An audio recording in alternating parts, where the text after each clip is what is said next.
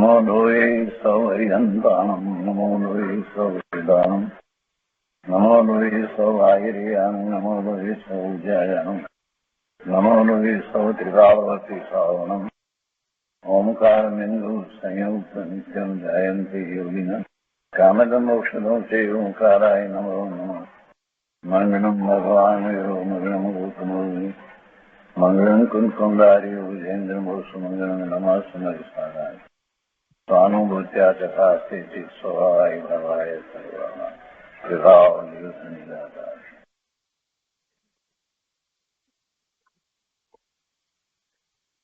ભગવાન શ્રી ઉમાસ્વામી આચાર્ય વિરચિત મોક્ષશાસ્ત્ર અર્થાત તત્વાસૂત્ર તથા પૂજ્યપાદ સ્વામી રચિત તત્વાસૂત્રની ટીકા સર્વાર્થ સિદ્ધિ અને બીજી ટીકાઓનું સંકલન એ સહિત આપણે તત્વાસૂત્રનો સ્વાધ્યાય કરી રહ્યા છીએ. તત્વાસૂત્રના સ્વાધ્યાયમાં પહેલો અધિકાર પૂરો કર્યો છે અને તે પછી સંકલનમાં રામજીભાઈએ પરિશિષ્ટ લખ્યા છે. એમાં પહેલા પરિશિષ્ટ નો સ્વાધ્યાય આપણે કરી રહ્યા છીએ. તો પરિશિષ્ટમાં અહીં જુદા જુદા ગુણની અપેક્ષા એટલે શ્રદ્ધા ગુણ, જ્ઞાન ગુણ અને ચારિત્ર ગુણ એ ત્રણ ગુણની અપેક્ષાએ નિશ્ચય સમ્યક દર્શનની વ્યાખ્યા રામજીભાઈએ બીજા શાસ્ત્રોના અવતરણો દ્વારા લીધી છે. એટલે એમને એ રીતે ઉપયોગી લાગ્યું છે અને સૌને એ ઉપયોગી થાય એવી વાત છે. જુદા જુદા શાસ્ત્રમાંથી અવતરણ લીધા છે એટલે થોડુંક કદાચ અઘરું પડે સમજવામાં, પણ આપણે શાસ્ત્રોનો અભ્યાસ કર્યો છે એટલે બીજી રીતે આપણને એમાં કોઈ વિરોધ આવે એવી વાત નથી. પણ નિશ્ચયથી જે સમ્યક દર્શન છે એમાં શ્રદ્ધા ગુણની મુખ્યતાથી જો વિચાર કરીએ તો શું થઈ શકે એ રીતે અહીંયા રામજીભાઈએ લીધું છે. તો પહેલી વાત એ હતી કે શ્રદ્ધા ગુણની જે અવસ્થા પ્રગટ થવાથી પોતાના શુદ્ધ આત્માનો પ્રતિભાસ થાય તે સમ્યક દર્શન છે. તો એની સાથે જ જ્ઞાન હોય છે અને એમાં પણ જ્ઞાનમાં પણ નાના વર્ણીય કર્મની પ્રકૃતિ જે છે એનો કંઈક વધારે ક્ષય થયો હોય એટલે એટલો ક્ષયોક્ષમ એટલો ઉઘાડ વધ્યો હોય તે બંને સાથે થાય. પણ જે દર્શન જે કહેવામાં આવ્યું છે મહત્વનું છે એટલા માટે કે એમાં સામાન્ય પ્રતિભાસ અવલોકન પોતાના સ્વરૂપનું થાય છે. પોતાનું સ્વરૂપ એનો પ્રતિભાસ છે. આ હું, આવો હું, એ પ્રતિભાસ જે થયો એ પ્રતિભાસને સમ્યક દર્શન કહેવામાં આવે છે. અને આ સમ્યક દર્શન છે એ જ શ્રદ્ધાનું કારણ છે.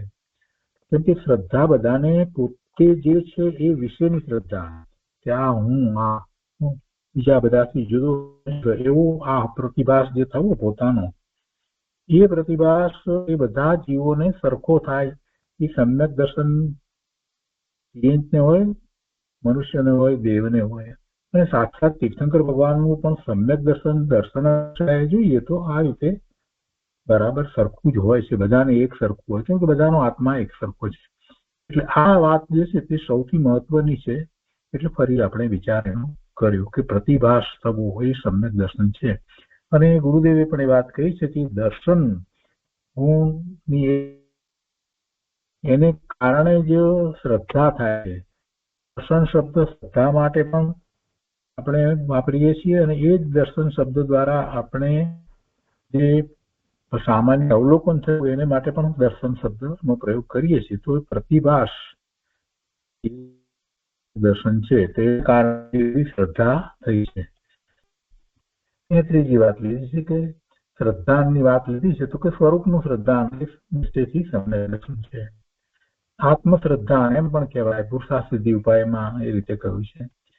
સ્વરૂપની યથાર્થ પ્રતીતિ મોક્ષ માર્ગ પ્રકાશકની અંદર થયું છે. ભિન્ન પોતાના શ્રદ્ધા દર્શન કહેવાય. રુચિમાં જરા ફેર પડે. રુચિ કરતા શ્રદ્ધા થવી, રુચિ પહેલા હોય ને પછીથી શ્રદ્ધા થાય. તો સમયસાર અને છટાળામાંથી વાત લીધી છે. નોંધ, અહીં પરથી ભિન્ન એ શબ્દો એમ સૂચવે છે કે સમ્યક દર્શનને પર વસ્તુ નિમિત્ત અશુદ્ધ પર્યાય, ઊણી શુદ્ધ પર્યાય કે ભંગ ભેદ એ કાંઈ સ્વીકાર્ય નથી. સમ્યક દર્શન થાય ત્યારે પછી અધૂરું છે એવી શ્રદ્ધા ન થાય. પોતાના સ્વરૂપનું શ્રદ્ધાન જે છે એમ અધુરાશ શ્રદ્ધામાં આવે નહીં. એ વાતને જયારે સમજીએ તો આપણને ખ્યાલ આવે કે બરાબર છે. વળી બીજી વાત જે છે તો સમ્યક જ્ઞાનની અંદર જ્ઞાન બધાને તારતમ્યતા જુદી જુદી હોય, પણ દર્શન તો પોતાનો જ પ્રતિભાસ છે. આ હું જે પોતે જે છે તેનો પ્રતિભાસ શુદ્ધ વસ્તુ બધાથી જુદી ભિન્ન એ પ્રતિભાસ, એમાં તો કઈ બીજી વાત આવતી નથી. એટલે એ પણ સહેલાઈથી આપણને સમજાય એવું છે. સમ્યક દર્શનનો વિષય પૂર્ણ જ્ઞાન કાળી આત્મા છે, પણ એ દર્શન જયારે થાય ત્યારે આ જ્ઞાન સ્વરૂપ છે, પિંડ છે, આવા બધા કોઈ જ્ઞાન વિકલ્પો હોતા નથી. શ્રદ્ધા ગુણની અપેક્ષાએ રામજીભાઈએ જે 8 મુદ્દા દ્વારા વિસ્તાર કર્યો એ આપણે ગયા સ્વાધ્યાયમાં લીધો હતો. હવે આજે આપણે જ્ઞાન ગુણની મુખ્યતાએ નિશ્ચય સમ્યક દર્શનની વ્યાખ્યા એટલે અહીંયા વ્યાખ્યા શબ્દનો એક જ વ્યાખ્યા એવો અર્થ ન કરવો. વ્યાખ્યાનો અર્થ સમજવાનો વિસ્તાર. વ્યાખ્યા શબ્દ જે છે ને શાસ્ત્રમાં ઘણી જગ્યાએ એ વિસ્તાર તરીકે હોય, એટલે કોઈને એમ થાય કે વ્યાખ્યા હોય તો એક જ હોય એમાં, પણ એવું નથી. આપણે સાયન્સમાં કે એમાં બધામાં જે રીતે વ્યાખ્યા લઈએ એ રીતે નથી, એટલે વિસ્તાર એમ સમજવાનું છે. તો જ્ઞાન ગુણની મુખ્યતાએ નિશ્ચય સમ્યક દર્શનની વ્યાખ્યા કહેતા વિસ્તાર. તો એમાં આપણે વાત લીધી છે કે પહેલું વિપરીત અભિનિવેશ રહિત જીવાદી તત્વાર શ્રદ્ધાન તે સમ્યક દર્શનનું લક્ષણ છે. આ મોક્ષ માર્ગ પ્રકાશકમાં પંડિત ટોડરમલજીએ જે વાત કરી છે એ વાત લીધી છે, અને પુરુષાર્થ સિદ્ધિ ઉપાયની અંદર પણ અમૃતચંદ્રાચાર્ય ભગવાને આ વાત લીધી છે 22મી ગાથામાં. તો એનો અર્થ જે છે તે જરાક આપણે પકડીએ કે વિપરીત અભિનિવેશ, આ બહુ મોટી વાત છે. વિપરીત અભિનિવેશ એટલે ખોટી માન્યતા, વિપરીત જેમ વસ્તુનું સ્વરૂપ છે એના કરતા બીજી રીતે માનવું, એ સમ્યક દર્શનમાં તો ક્યાંથી હોય? અનંત કાળથી જીવને વિપરીત અભિનિવેશ જ છે. ઘણી બધી વસ્તુમાં આપણને એ વાત પકડાતી નથી. આપણને એમ લાગે કે આપણે બધું બરાબર જાણીએ છીએ. પાણીને પાણી કહીએ છીએ, અગ્નિને અગ્નિ કહીએ છીએ, જમીનને જમીન કહીએ છીએ. લોકો જે રીતે છે તે રીતે બધા જીવોને જેમ છે તેમ આપણે જાણીએ છીએ. આટલું બધું બરાબર હોવા છતાં પણ વિપરીત અભિનિવેશ, તો વિપરીત અભિનિવેશ કેવી રીતે સમજવું? અને જ્યાં સુધી તત્વની સમજ ન હોય ને ત્યાં સુધી એ ખ્યાલમાં આવવું પણ મુશ્કેલ છે. આપણને હંમેશા આપણી વાત સાચી જ લાગે, પણ શાસ્ત્રનો સામાન્ય અભ્યાસ પછી આપણને એમ થાય કે આપણે પણ દેવ ગુરુ શાસ્ત્ર આટલું બધું તો શાસ્ત્રમાંથી સમજ્યા છીએ, છતાંય વિપરીત અભિનિવેશ કેમ થયો હશે? એટલે એ વાતને સમજવા માટે આ વાક્ય બહુ મહત્વનું છે. વિપરીત અભિનિવેશ ન હોવો જોઈએ. વિપરીત અભિનિવેશ એટલે કોઈ પણ પ્રકારે વસ્તુ સ્વરૂપમાં વિપરીતતા હોવી ન જોઈએ. વિપરીતતાનો પૂર્ણપણે ત્યાગ થવો જોઈએ. એને એવું તો ક્યારે બને કે આપણે મૂળભૂત વસ્તુથી સ્વીકાર કરીએ, તો 6 દ્રવ્યથી સ્વીકાર કરીએ વસ્તુ સ્વરૂપનો એમ જ હંમેશા. તો કોઈ કે એવી રીતે તો દરેક વખતે કેવી રીતે સ્વીકાર થાય? એની અંદર એક વખત સ્વાધ્યાય એટલે આ રીતે શિબિર ચાલતી હતી, એમાં બધી વાત કરી. મેં કીધું કે આપણે ખરેખર જો સમ્યક તો પ્રગટ કરવું છે તો કેટલીક વસ્તુને એની મૂળભૂત વાત સહિત એનો સ્વીકાર કરવાની શરૂઆત કરીએ તો જ આપણને એ પ્રત્યે વસ્તુઓ પ્રત્યે જે બાહ્યમાં જે વલણ જે છે ને આપણું એ બદલાય, એટલે એના પ્રત્યેના રાગ અને દ્વેષ ઘટે. અને દાખલા તરીકે મેં કહ્યું કે આપણે જે આ હોલમાં બેઠા છીએ એ હોલને આપણે એમ સમજીએ કે આ બે પૂતગળ પરમાણુનો સ્કંધ છે, તો પછી એના પ્રત્યેના રાગના કારણો બધા ચાલે જાય. એવી રીતે જુદી જુદી વસ્તુમાં તો એક ભાઈએ કહ્યું કે એવું તો કેવી રીતે સમજાય? હવે એમને એ સ્વીકાર કરવો ન હોય અને એમને એમ કે આ ઘર તો ઘર જ છે, મારું ઘર છે, આ કપડા તો કપડા મારા જ છે, એ તો કેવી રીતે માનવું? પણ ભાઈ એમ જ માન્યા કરવાનું તો અનંતકાળથી જ ચાલી રહ્યું છે, એમાં નવું શું છે? આપણે અનંતકાળથી એમ જ માનતા આવ્યા છીએ કે આ શરીર છે તે શરીર મારું છે, આ શરીર આ પુરુષનું શરીર ને આ સ્ત્રીનું શરીર ને એ પ્રમાણે તો બધું માનતા આવ્યા છીએ. આ શરીર મારું છે, શરીર સાથે એટલે પછી એકત્વનો મમત્વનો બધા પ્રશ્ન આવે. ને ઘરમાં આપણે જોઈએ તો ઘરને ઘર તરીકે જોઈએ છીએ, પણ ક્યારેક વિચાર કરીએ 5-10 મિનિટ માટે પણ એવો વિચાર કરીએ કે આ પૂતગળનો સ્કંદ છે તો પૂતગળનો સ્કંદ જ છે. એને એટલું બધું ગાઢ કરી દઈએ, પછી ભલે આપણે ગમે તેવું ઘર જોઈએ, ગમે તેટલો મોટો મહેલ જોઈએ, બધું જોઈએ, તો છેવટે આપણને પહેલો વિચાર એ આવે કે છેવટે તો પૂતગળનો સ્કંદ છે ને. કેટલો વખત રહેવાનો છે, કેટલો વખત રહેવાનો. બહુ મોટું એવું મંદિર વિશાળ હોય કે પછી બીજો મોટો મહેલ હોય કે તાજમહલ હોય કે એ પૂતગળનો સ્કંદ જ રહેવાનો છે ને. 1000 વર્ષમાં પછી છે તો શું થવાનું છે? જયારે એમાંથી દરેક સમય પરમાણુ કરી રહ્યા હોય ત્યારે શું થવાનું છે? તો આટલું બધું શું એને પૂતગળના સ્કંદ છે તો સ્કંદ છે, દરેક જાતના સ્કંદ. એને અનંત કાળથી આપણે એ દ્રષ્ટિ રાખવાની છે.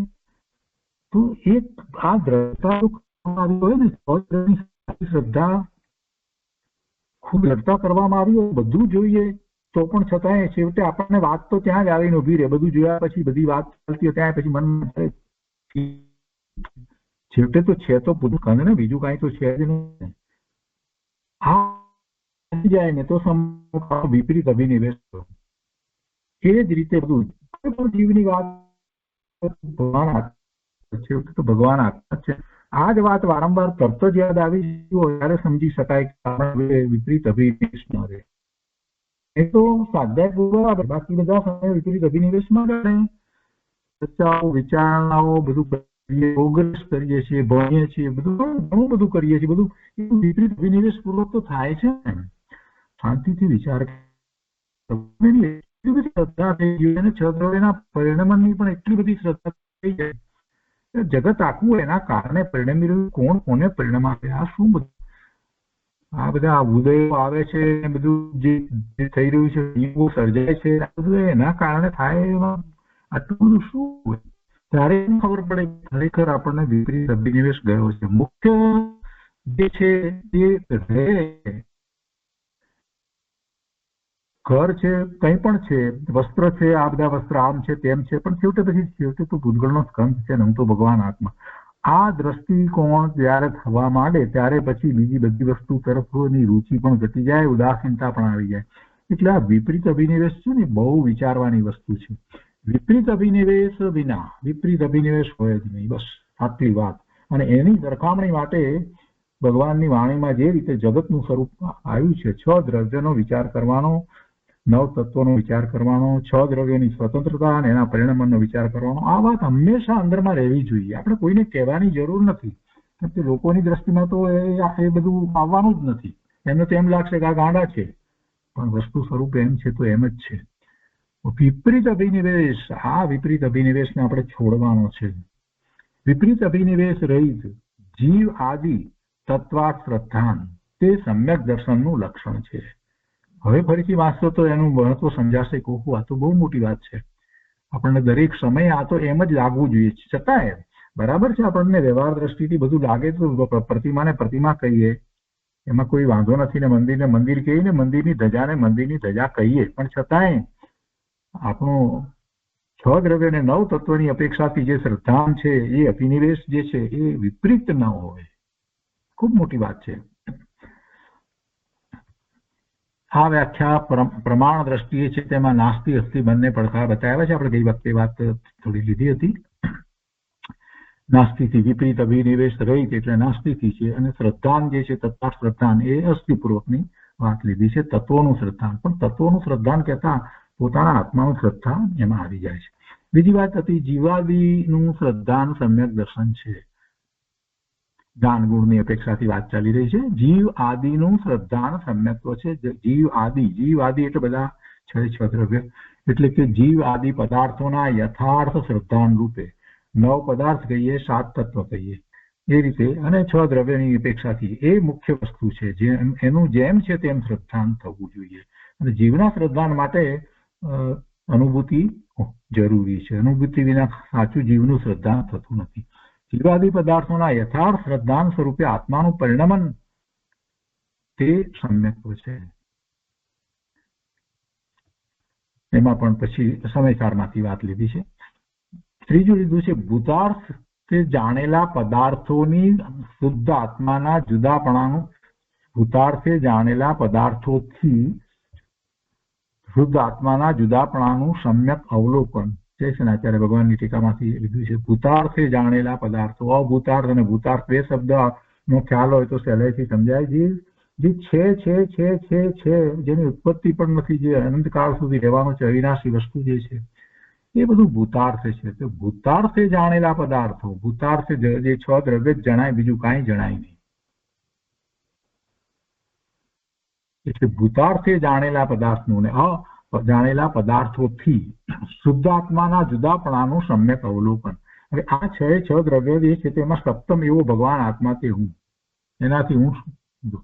કેમ કે એ સિવાય બીજું બધું તો અભૂતાર્થ છે, જે નવી નવી પર્યાય થાય છે એની તો કોઈ વાત જ નથી. પણ ભૂતાર્થે જાણેલા પદાર્થોનો જો વિચાર કરવા બેસીએ તો આપણને ખ્યાલ આવે છે કે ભૂતાર્થથી તો જે છે એવા તો છ દ્રવ્યો જ છે.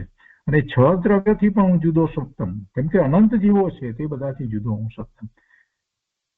અને એ પણ પોતે પણ ભૂતાર્થપૂર્વક જે જીવ છે તો જીવ, આત્મા છે તો આત્મા, એ રીતે ભૂતાર્થે જાણેલા પદાર્થોથી શુદ્ધ આત્માના જુદાપણાનું સમ્યક અવલોકન, પોતાના સ્વરૂપનું સમ્યક અવલોકન.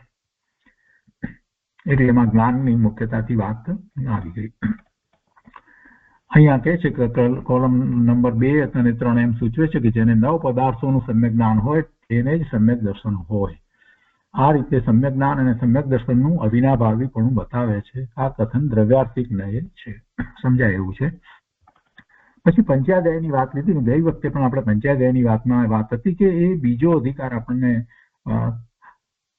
મળતો નથી, પહેલો અધિકાર મળ્યો છે. આ બીજા અધિકારમાંથી કેટલાક અવતરણો લેવામાં આવ્યા છે. તો ફરીથી એનો પ્રયત્ન આપણે કરી જોયો છે અને પહેલો અધિકાર પ્રાપ્ત છે પણ બીજો અધિકાર મળતો નથી. એટલે અહીંયાથી જે વાત જે છે તેને આપણે માત્ર વાંચનમાં લઈએ છીએ. પંચાધ્યાય ભાગ બીજામાં જ્ઞાન અપેક્ષાએ નિશ્ચય સમ્યક દર્શનની વ્યાખ્યા ગાથા 186 થી 189 માં આપી છે. તે કથન પર્યાર્થિક નય છે. તે ગાથામાં નીચે પ્રમાણે કહ્યું છે. 186 ની ગાથામાં ધ્યાનથી લીધું છે. એટલે અવતરણ છે એટલે અડધું વાક્ય, આખો પેરેગ્રાફ ન હોય, અમુક વાક્ય જ હોય.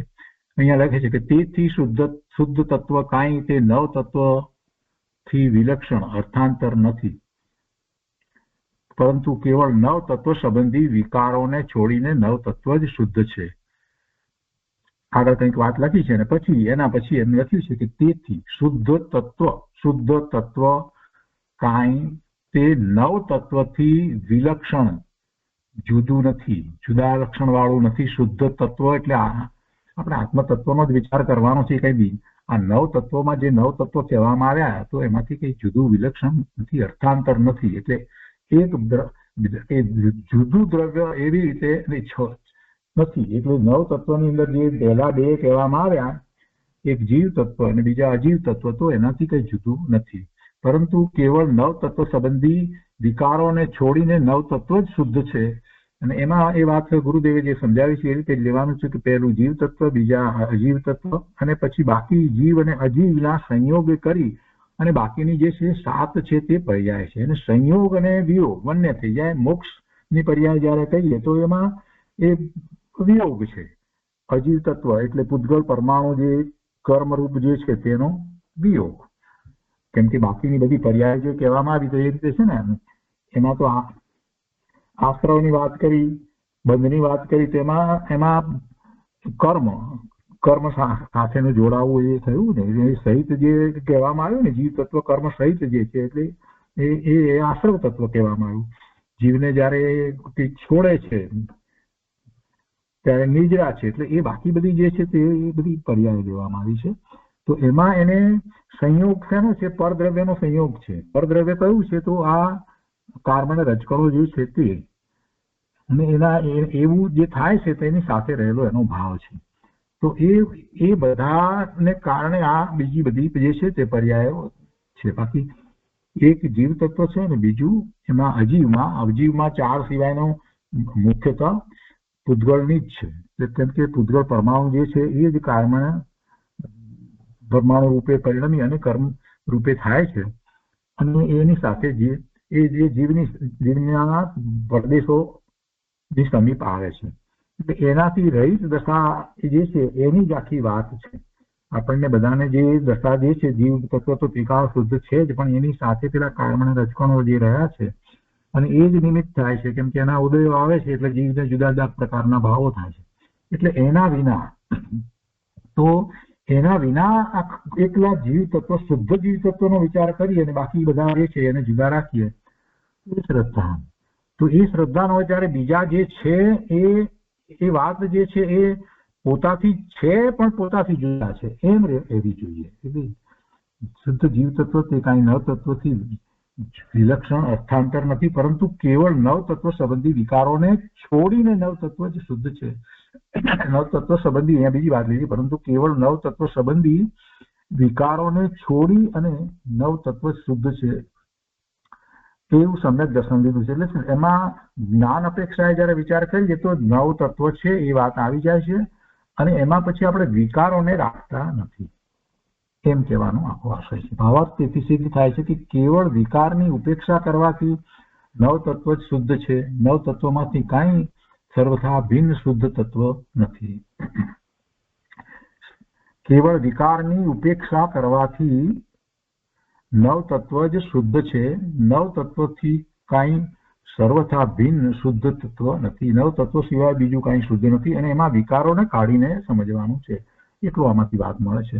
આખો પેરેગ્રાફ હોય તો વધારે સમજ પડે આપણને. અહીંયા બીજી વાત 187 માં લે છે. તેથી સૂત્રમાં તત્વાર્થની શ્રદ્ધા કરવી તેને સમ્યક દર્શન માનવામાં આવ્યું છે અને તે પણ જીવ અજીવ આદિરૂપ નવ છે. હવે આ જ્ઞાન અપેક્ષા વાત છે એટલે વિસ્તાર આવવાનો જ છે. એટલે વિસ્તાર છે. ભાવાર્થમાં કહ્યું કે વિકારની ઉપેક્ષા કરતા શુદ્ધ તત્વ નવ તત્વોથી અભિન્ન છે. વિકારને ન ગણીએ તો જે શુદ્ધ તત્વ જે છે તે નવ તત્વોથી અભિન્ન છે. એટલે નવ તત્વોમાં એ તત્વ છે. તેથી સૂત્રકારે તત્વ સૂત્રમાં નવ તત્વોના યથાર્થ શ્રદ્ધાને સમ્યક દર્શન કર્યું છે. નવ તત્વને માનીએ ત્યારે જે જીવ તત્વની વાત આવે ને, એકલા જીવ તત્વને માનીએ અને બીજા તત્વને આપણે માનીએ જ નહીં તો પણ શ્રદ્ધાને ખોટું પડે, કેમ કે ભૂલ થવાનો હંમેશા સંભવ રહે. બીજા તત્વને માન્યા વિના એકલા જીવ તત્વને માનવા જઈએ આપણે, કોઈ એમ કે આપણે બીજા તત્વને માનવા જ નથી, આપણે તો છેવટે આત્માનું સિદ્ધાંત કરવું છે તો બીજા તત્વ છે જ નહીં. ના, એમ નહીં ચાલે. કેમ કે વર્તમાન પર્યાયની અંદર એ આશ્રય પડ્યા છે અને બંધ પણ પડ્યા છે અને મોક્ષ માર્ગનો પુરુષાર્થ પણ કરી રહ્યા છે. નિદ્રા પણ કાંઈક અંશે થઈ રહી છે, આશ્રવો પણ થઈ રહ્યા છે, પુણ્ય પાપ અને ઉદયો પણ છે, બધું જ છે. અને પછી આપણે એને બધાને કાઢી નાખીએ એમ તો કેવી રીતે ચાલશે? એટલે જ્ઞાન અપેક્ષાએ વિચાર કરીએ તો નવ તત્વની શ્રદ્ધા વિના ચાલે નહીં, એકલા જીવ તત્વની શ્રદ્ધા કરી શકાય નહીં. બીજી રીતે પણ વિચાર કરીએ તો પ્રમાણ જ્ઞાન વિના તમે એના એકલા અંશને લઈને કેવી રીતે આગળ વધી શકો? તમને મૂળ વસ્તુનો ખ્યાલ જ ન હોય, પ્રમાણ જ્ઞાન વસ્તુ આખું આમ છે, એના વિના તમે એક જ અપેક્ષાને લઈને સાચી શ્રદ્ધા કરી શકતા નથી. એટલે એ રીતે પણ વિચાર કરીએ તો નવ તત્વની શ્રદ્ધા હોય છે ને નવ તત્વની બહાર બીજું કાંઈ તત્વ છે નહીં. એની બહાર બીજું કોઈ તત્વ છે જ નહીં, બધા એમાં જ આવે છે. કેમિસ્ટ્રીના જે તત્વો કહેવામાં આવે, એલિમેન્ટ કહેવામાં આવે, એ પૂતગળમાં આવી ગયા બધા. આગળ 188માં કહે છે કે આ ગાથામાં જીવ અજીવ આશ્રવ બંધ સંવર નિજરા અને મોક્ષ એ 7 તત્વોના નામ આપ્યા છે. અને પુણ્ય પાપને આપણે સમજીએ છીએ કે એ આશ્રવની પણ અંદર પણ આવે છે અને બંધમાં પણ આવે છે. પુણ્ય અને પાપની સાથે એ 7 તત્વને જોડીએ એટલે 9 પદાર્થ કહેવામાં આવે છે. અને તે 9 પદાર્થ ભૂતાર્થને આશ્રય સમ્યક દર્શનનો વાસ્તવિક વિષય છે. એ 9 પદાર્થ ભૂતાર્થને આશ્રય, એમાં વચ્ચે આટલું મૂક્યું છે, મને ભૂતાર્થને આશ્રય, એ 9 પદાર્થ એ સમ્યક દર્શનનો વાસ્તવિક વિષય છે તો બરાબર, પણ એમણે ભૂતાર્થને આશ્રય એમ લીધું છે. એટલે એ સંબંધી પણ એમ લેવાનું છે કે તમારે પર્યાય પ્રમાણે જોવા જશો તો એના કોઈ પાર ના આવે એટલા બધા તત્વો થઈ જાય. એમ કે દરેક પર્યાય તમે તત્વ માનવા બેસો તો એમ નથી લેવાનું, ભૂતાર્થના આશ્રય લેવાનું એમ કહ્યું છે. એટલા માટે એ 9 જ રહે છે. એ તો અનેક વિભાગો થઈ જાય છે અભૂતાર્થને જો લઈએ તો. એટલે ભૂતાર્થના આશ્રય સમ્યક દર્શનનો વાસ્તવિક વિષય છે. ભાવાર્થમાં અહીંયા કહે છે કે તથા પુણ્ય અને પાપની સાથે 7 તત્વ જ 9 પદાર્થ કહેવાય છે અને તે 9 પદાર્થ યથાર્થપણાને આશ્રય સમ્યક દર્શનનો યથાર્થ વિષય છે. એ ખ્યાલમાં રાખવું કે આ કથન જ્ઞાન અપેક્ષાએ છે, દર્શન અપેક્ષાએ સમ્યક દર્શનનો વિષય પોતાનો અખંડ શુદ્ધ ચૈતન્ય સ્વરૂપ પરિપૂર્ણ આત્મા છે અને તે બાબત પહેલા ઉપર જણાવી છે. મુખ્ય વાત તો એ જ છે, પોતાનો આત્મા જે છે એનું દર્શન અને પછી દર્શન પછી એ દર્શનની સાથે જ જે જ્ઞાનમાં અનુભૂતિ જે થાય છે એ જ સમ્યક દર્શન છે અને એમાં જે આનંદની અનુભૂતિ, સુખની અનુભૂતિ જે છે એ જ સમ્યક ચારિત્ર છે. અને પછી એ જ શ્રદ્ધા રહી જાય છે કે હું આ જ છું. એટલે એ મૂળભૂત વાતને યાદ રાખવાની. એની સાથે આમાં કોઈ જગ્યાએ ક્યાંય પણ વિરોધ નથી એમ સમજીને ચાલવાનું. વિવક્ષા ભેદ હોય પણ મૂળ વસ્તુની સમજમાં આપણને ક્યારેય કોઈ રીતે ફેર પડવો જોઈએ નહીં. આત્માની શ્રદ્ધા તે જ સમ્યક દર્શન છે, પણ સાથે બીજું બધું જે છે એટલા માટે એ બધી વાતને લેવામાં આવે જ્ઞાન અપેક્ષાએ. પણ મૂળ વસ્તુ તો એ જ છે કે જયારે સમ્યક દર્શન જયારે થાય છે ત્યારે બધું સાથે હોય છે, છતાં પણ કઈ વિકલ્પો હોતા નથી. આત્માની શ્રદ્ધા વિના તો કોઈ આગળ વાત જ બનતી નથી. જ્ઞાન અપેક્ષા એટલી જ્ઞાન અપેક્ષાએ વાત હોતી નથી. શ્રદ્ધાની વાત જયારે કરી ત્યારે દર્શન, પોતાના આત્માનું દર્શન થવું, જેવું છે તેવું અવલોકન થવું, આનંદ આવવો, આ તો મુખ્ય વાત છે. એના વિના કોઈ સમ્યક દર્શન નથી. બાકી બીજી બધી વાત જ્ઞાન અપેક્ષાએ શાસ્ત્રોનો સાર બધું આવડતું હોય બધું જ તો કઈ સમ્યક દર્શન નથી કહેવાતું. અહીંયા 5મું લીધું છે કે શુદ્ધ ચેતના એક પ્રકારની છે કેમ કે શુદ્ધનો એક પ્રકાર છે. શુદ્ધનો એક પ્રકાર છે, અશુદ્ધના અનેક પ્રકાર હોય. શુદ્ધ ચેતના એક પ્રકારની છે કેમ કે શુદ્ધનો એક પ્રકાર છે અને શુદ્ધ ચેતનામાં શુદ્ધતાની ઉપલબ્ધિ થાય છે. તેથી તે શુદ્ધ રૂપ છે અને તે જ્ઞાન રૂપે છે, તેથી તે જ્ઞાન ચેતના છે. આપણે પંચાધ્યાયમાંથી એ રીતે વાત લીધી છે. ચેતનાની અપેક્ષા ચેતના, જ્ઞાન દર્શનની ચેતના, અને એ જ્ઞાન દર્શનની ચેતનામાં આમ પણ જોવા જઈએ તો દર્શન ચેતના જે છે એ જ્ઞાન ચેતનાની પહેલા સાથે જ હોય છે અને એમાં વિશેષપણે જે જાણવું થાય છે એ જ્ઞાન ચેતના દ્વારા જ આખો પુરુષાર્થ થાય છે. જ્ઞાન ચેતના દ્વારા આખો પુરુષાર્થ થાય છે કેમ કે એમાં બંને વસ્તુનો સ્વીકાર છે, વર્તમાન પર્યાયનો સ્વીકાર જે છે. સમ્યક દર્શન થયા પછીથી પણ એને જ્ઞાન ચેતના જે છે એમાં પોતે જે છે એ વાત તો એને સ્મૃતિમાં હંમેશા રહે છે, દ્રષ્ટિ એની સ્વરૂપ તરફ રહેશે. એટલે જ્ઞાન ચેતનાની એ અપેક્ષાથી હંમેશા વાત કરવામાં આવે. કેમ કે દર્શન ચેતનામાં તો પ્રતિભાસ જે છે તે થયો એ તો છે જ, પણ પછી વિશેષ આગળનો પુરુષાર્થ કરે છે તો કેવી રીતે કરે છે? તો કે વર્તમાન પર્યાયમાં હજી આટલી મલિનતા છે. જે 12મી ગાથામાં, સમયસારની 12મી ગાથામાં જે કહેવામાં આવ્યું કે જાણેલો પ્રયોજનવાન છે, વ્યવહાર જાણેલો પ્રયોજનવાન છે, એ બધી વાત કહેવામાં આવી. તો એ બધું શું છે? છેવટે તો જ્ઞાન જ છે ને. એટલે જ્ઞાન ચેતનામાં એ બધો વિચાર થાય છે. અહીંયા કહે છે કે શુદ્ધ ચેતના એક પ્રકારની છે કેમ કે શુદ્ધનો એક પ્રકાર છે. શુદ્ધ ચેતનામાં શુદ્ધતાની ઉપલબ્ધિ થાય છે, બરાબર, તેથી તે શુદ્ધ રૂપ છે અને એ જ્ઞાન રૂપ છે, તેથી જ્ઞાન ચેતના છે. આ વાત લેવામાં આવી. આગળ કહે છે કે બધા સમ્યક દ્રષ્ટિઓને આ જ્ઞાન ચેતના પ્રવાહ રૂપથી અથવા તો અખંડ એક ધારા રૂપ રહે છે. પછી એક સમ્યક દર્શન થયા પછીથી એની જ્ઞાન ચેતનામાં એને ભલે ઉપયોગ 12માં હોય તો પણ એ એક પર્યાયના 2 ભાગ પડી જાય છે, જે ગુરુદેવે આપણને સમજાવ્યું છે એ રીતે. એટલે એ પરને જાણે છે એ વખતે પણ એ જ પર્યાયમાં પોતે પોતાને જ્ઞાનમાં એ જે છે તે એને રહે જ છે. એટલે દ્રષ્ટિ એની સ્વરૂપ તરફ છે એમ પણ કહેવામાં આવ્યું છે. એક ચેતના જ્ઞાન ચેતના દ્વારા એ થાય છે કંઈ, અને સમજી શકાય એવું છે કે દર્શન ચેતના દ્વારા એવું ન થાય. જ્ઞાન ચેતના દ્વારા જ એ થાય કે પોતે આ છે, આ છે, આ છે. એ સમય વાર ઉપયોગ છે ત્યારે પણ. એટલે પરને જાણે છે પોતાનું લક્ષ્ય ભારમાં છે ઉપયોગ, તો તે વખતે પણ એને જ્ઞાન ચેતનામાં પોતે જે છે એ વાત તો સતત રહે જ છે. તો બધા સમ્યક દ્રષ્ટિઓની આ જ્ઞાન ચેતના પ્રવાહ રૂપથી અથવા તો અખંડ એક ધારા રૂપે રહે છે. અને બેનજીએ તો આ વાત ઘણી કહી છે કે જ્ઞાયક ધારા સતત રહે છે, જ્ઞાયક ધારા રહે છે. એટલી બધી વખત એ વાત તો આપણે સ્વાનુભૂતિ દર્શનની અંદર સમજ્યા છીએ. એના પછી લીધું છે કે જ્ઞાતૃ તત્વની યથાવત પ્રતીતિ જેનું લક્ષણ છે જ્ઞેય જ્ઞાતૃ તત્વની યથાવત પ્રતીતિ, જેનું લક્ષણ છે તે સમ્યક દર્શન પર્યાય પ્રવચન સારમાંથી આ વાત લીધી છે. ત્યાં જે સમજાવતા છે એમાં વાત છે જ્ઞેય જ્ઞાતૃ તત્વની યથાવત પ્રતીતિ, એ એનું લક્ષણ એમ કેવું છે. જ્ઞેય જે છે તે જ્ઞેયને અને જ્ઞાતૃ તત્વ એટલે જાણનાર ની યથાવત પ્રતીતિ, એવી યથાર્થ પ્રતીતિ, એ જેનું લક્ષણ છે તે સમ્યક દર્શન પર્યાય છે. અમે એમાં જ્ઞેયની અપેક્ષામાં આપણે સમજવાનું કે જ્ઞેય એટલે અહીંયા સ્વજ્ઞેયની વાત હોય. સ્વજ્ઞેય અને જ્ઞાતૃ એનું જ જ્ઞાન કરનાર, એની પ્રતીતિ જયારે થાય છે તો એ છે જેનું લક્ષણ એ સમ્યક દર્શન છે. તો સમ્યક દર્શન વખતે પોતે પોતાના આત્માને જ્ઞેય બનાવી અને એનું જયારે જ્ઞાન કરે છે તો એવું જેવી પર્યાય થઈ, એવી પ્રતીતિ થઈ અને એવો અનુભવ થયો, એ જેનું લક્ષણ છે એ સમ્યક દર્શન છે. એ પછી છે સાતમું કે આત્માને આત્માથી જાણતો જીવ તે નિશ્ચય સમ્યક દ્રષ્ટિ છે. કેટલું સહેલું, પરમાત્મા પ્રકાશમાંથી કીધું છે. આત્માને આત્માથી જાણતો જીવ તે નિશ્ચય સમ્યક દ્રષ્ટિ છે.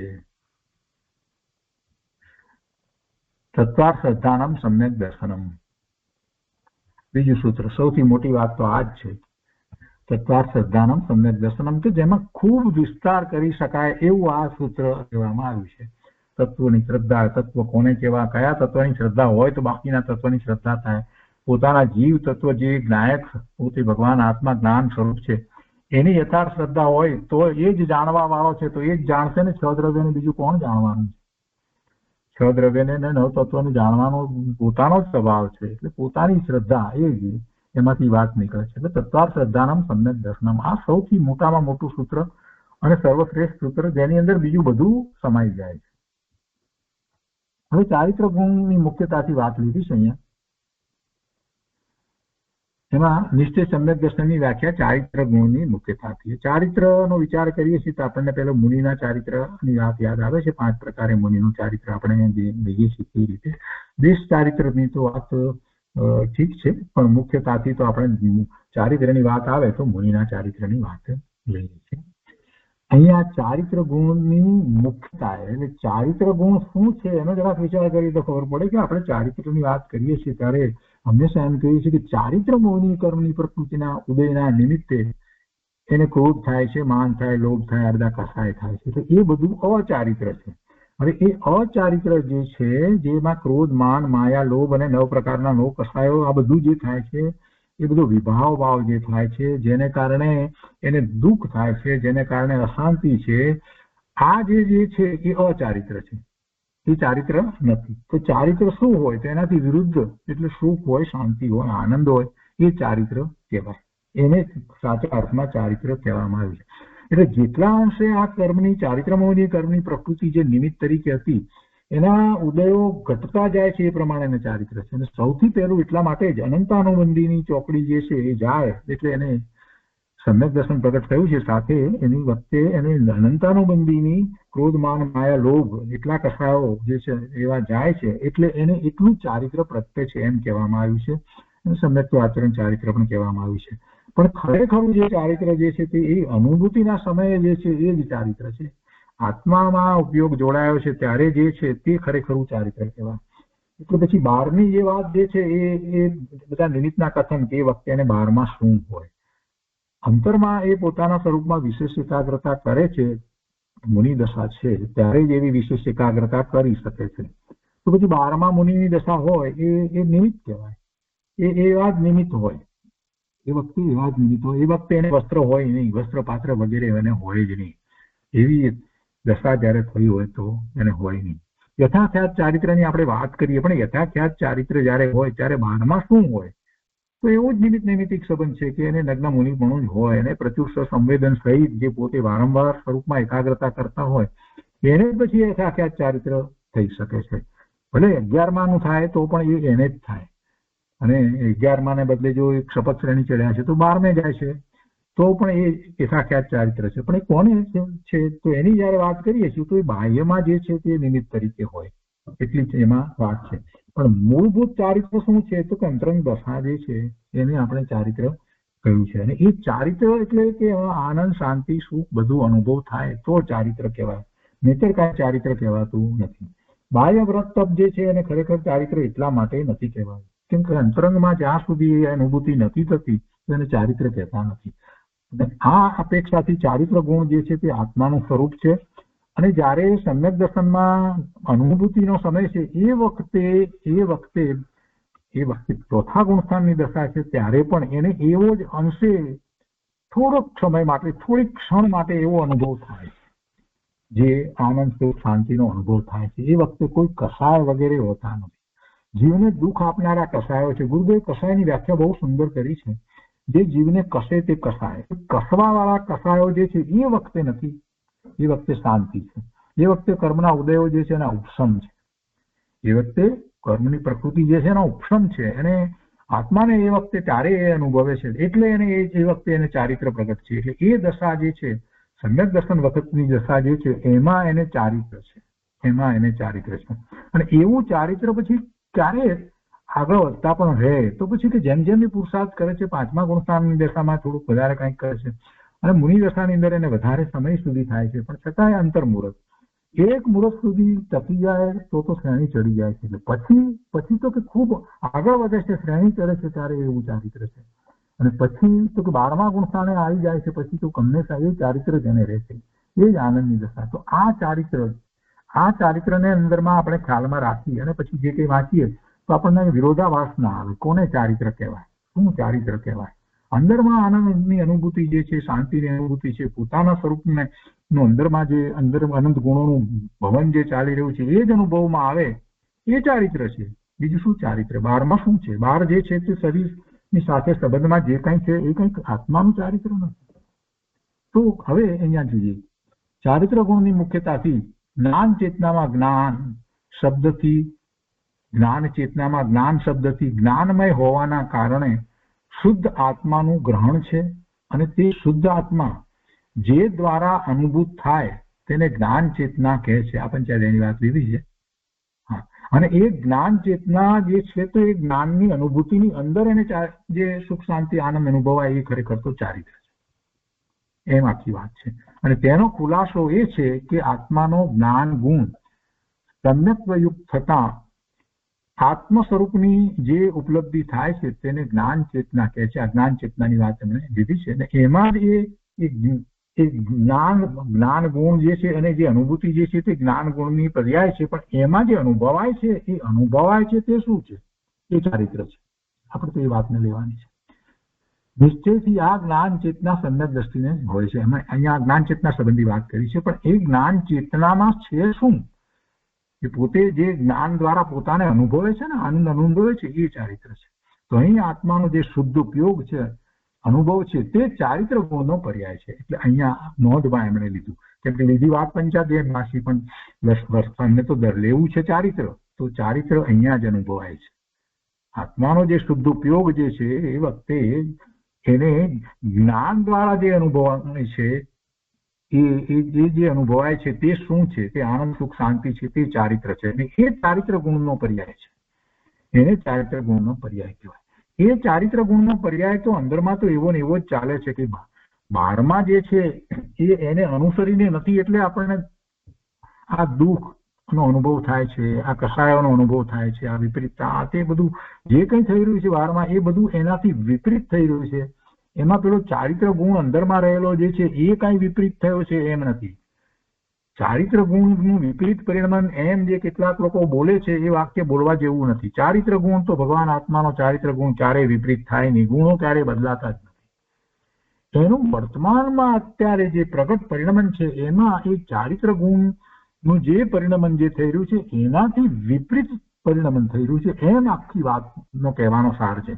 પણ કેટલાય લોકો અત્યારે સ્વાધ્યાયકાર વગેરે ઉપદેશકો કેટલાય લોકો ધડ દઈને આમ વાત કરશે જ્ઞાન ગુણનો વિપરીત થાય ને શ્રદ્ધા ગુણનો વિપરીત ને ચારિત્ર ગુણનો વિપરીત. અરે ભાઈ, એ ગુણના વિપરીત પર્યાય થાય જ નહીં, 3 કાળમાં ન થાય. આ વાતને આપણે પકડવાની. તો શું થઈ રહ્યું છે? તો કે એ જે થઈ રહ્યું છે એના કરતા વિપરીત થઈ રહ્યું છે ત્યારે અંદરમાં એ જ વખતે એ ગુણના પર્યાય નિર્મળ થઈ રહ્યા છે. જ્ઞાન, દર્શન, ચારિત્ર બધા ગુણો જે છે અંદરમાં તો એમ જ બરાબર નિર્મળ જ પરિણમી રહ્યા છે. પણ એને અનુસરીને મારી પર્યાય ક્યાં થઈ રહી છે? કેમ કે મારું લક્ષ્ય જ બહાર છે, પર તરફ લક્ષ્ય છે. એટલે જે અત્યારે જે પર્યાય જે થઈ રહી છે એ શેને અનુસરીને થઈ રહી છે? એ શેને અનુસરીને થઈ શકે? સ્વરૂપને અનુસરીને તો નથી થઈ રહ્યું. તો એ બધી વિપરીતતા જ છે. અને એ સમયે એવી યોગ્યતા છે, જે ક્ષણિક ઉપાદાન છે, એટલે એવી રીતે થઈ રહ્યું છે. પણ એ કઈ ચારિત્ર ગુણ અંદર છે એની વિપરીતતા નથી, પણ ચારિત્ર ગુણનું જે ભવન થવું જોઈએ એના કરતા વિપરીત રીતે પરિણમન થઈ રહ્યું છે. કોઈ વ્યક્તિ હોય અને એ રાજકુમાર મોટો હોય અને એ પછી જયારે ક્યાંક બહાર જઈ અને કોઈ વેશ્યા વગેરેમાં પડ્યો તો કહે તું રાજકુમાર રૂપે પરિણમતો નથી, આ તો સાવ જુદું કરી રહ્યો છે, આવું તને ના શોભે એમ કહેવાય. અથવા તો કોઈ ઊંચા ઘરનો ખાનદાન નો દીકરો હોય તો તું શું કર, તને તું કોણ છો? તો કોઈ બ્રાહ્મણ હોય અને એને સ્થાને કોઈ ચમારનું કામ કરતો તું કોણ છો? તું તારા બ્રાહ્મણપણાને તો ભૂલી ગયો છો. તો એમાં એનું મૂળ વસ્તુ જે છે તે ચાલ્યું ગયું છે એમ નથી, પણ એના તરફનું એનું લક્ષ્ય નથી. એના તરફ લક્ષ્ય કરે તો પછી એ રીતે પરિણમન કરવા માંડે. આ મૂળભૂત વાત છે. આત્મામાં ચારિત્ર ગુણ છે અને ચારિત્ર ગુણ નું ભવન જે થઈ રહ્યું છે એના વિશ્વાસપૂર્વક, શ્રદ્ધાપૂર્વક એને અનુસરી અને જયારે નિર્વિકલ્પ ધ્યાનમાં એને અનુસરે છે ત્યારે જે પરિણમન થાય છે એ ચારિત્ર છે. તો એ ચારિત્રની વાત છે. ચોથી વાત અહીંયા લીધી છે કે આત્માની શુદ્ધ ઉપલબ્ધિ સમ્યક દર્શનનું લક્ષણ છે. આત્માની શુદ્ધ ઉપલબ્ધિ એટલે એ ઉપલબ્ધિમાં તો શું છે કે જેવો આત્મા છે આનંદરૂપ, શાંતિરૂપ, સુખરૂપ જે છે એવું પોતાને ઉપલબ્ધ થવું, એવું જયારે ઉપલબ્ધ થઈ જાય, એ જયારે પોતાને પ્રગટ થઈ જાય છે અને પોતાને એનો લાભ મળી જાય છે, તો એ શું છે? ચારિત્ર તો છે. છેવટે પ્રાપ્ત આપણે શું કરીએ છીએ? સમ્યક દર્શનમાં પણ છેવટે પ્રાપ્ત શું કરીએ છીએ? આત્માની ઉપલબ્ધિ એટલે શું પ્રાપ્ત કરીએ છીએ? આત્મા છે એમ? અરે એ વાત નથી. એમાં આનંદ, શાંતિ, સુખ, શાંતિ, નિર્મળતા આ બધું પ્રાપ્ત થાય છે. થોડી ક્ષણ માટે પણ જે પ્રાપ્ત થાય છે તો એ છે મહત્વ, એનું છે. અને એ જે સુખ, શાંતિ, આનંદની પ્રાપ્તિ જે થાય છે એમાં આચાર્ય ભગવાને એમ કહ્યું કે આ તો ક્ષણિક માટે થયું છે, પણ એ કાયમ માટે થઈ જાય એવું સિદ્ધ ભગવાનનું સ્વરૂપ છે. તો એ પ્રાપ્ત કરવાનું છે. છેવટે તો પ્રાપ્ત તો આપણે જે કરીએ છીએ તે શું છે? એ ચારિત્ર જ પ્રાપ્ત કરીએ છીએ.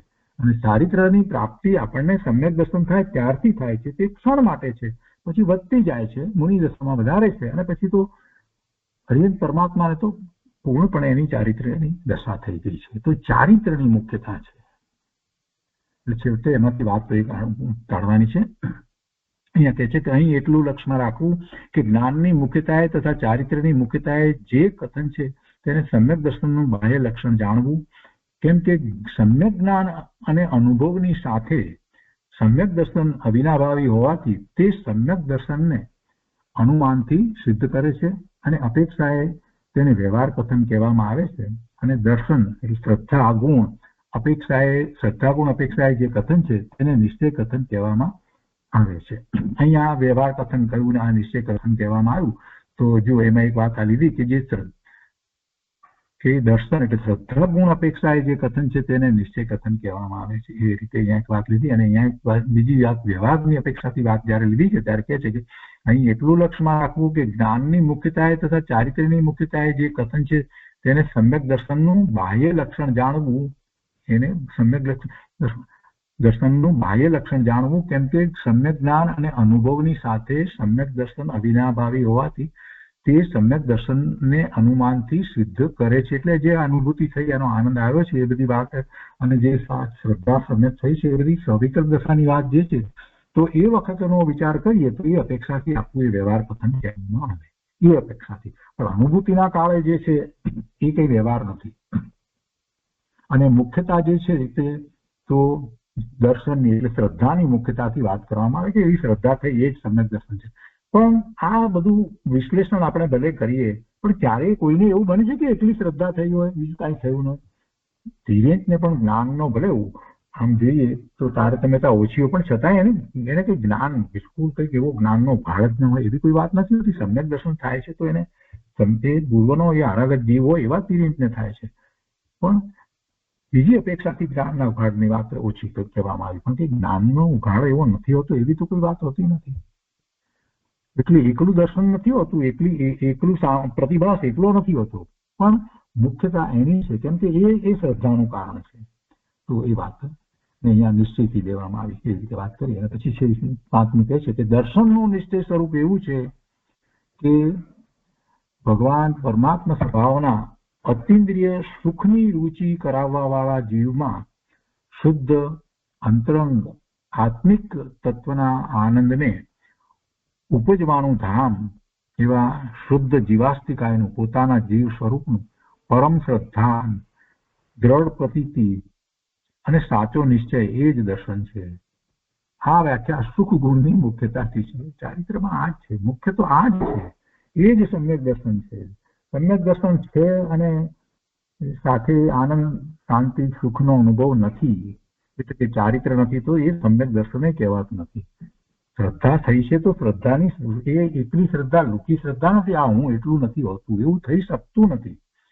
એવું થઈ શકતું નથી. પીડિતને પણ એ આનંદની અનુભૂતિ થાય છે. એટલે એ વાત મુખ્ય છે. પરમ શ્રદ્ધા દ્રઢ પ્રતીતિ અને સાચો નિશ્ચય સમ્યક દર્શન જયારે કહ્યું ત્યારે આ વાત લીધી કે આત્મિક તત્વના આનંદને ઉપજવાનું એ ધામ છે. એવું શ્રદ્ધાને એને થઈ જાય છે કે આ આનંદ અહીંયાથી જ અનુભવાય છે આત્મામાંથી. એટલે આત્મિક તત્વના આનંદને ઉપજવાનું ધામ એવું પોતાનું શુદ્ધ જીવ તત્વ છે એને એવું શ્રદ્ધા પણ સાથે હોય છે. સુખની મુખ્યતાથી વાત કરીએ, ચારિત્ર્યની મુખ્યતાથી વાત કરીએ તો આ સમ્યક દર્શન છે. તો આજના સાથે આપણે અહીંયા સુધી રાખીએ છીએ. આવતી વખતે અનેકાંત ના સ્વરૂપની વાત અહીંયા સંકલનમાં લીધી છે તે આપણે લઈશું.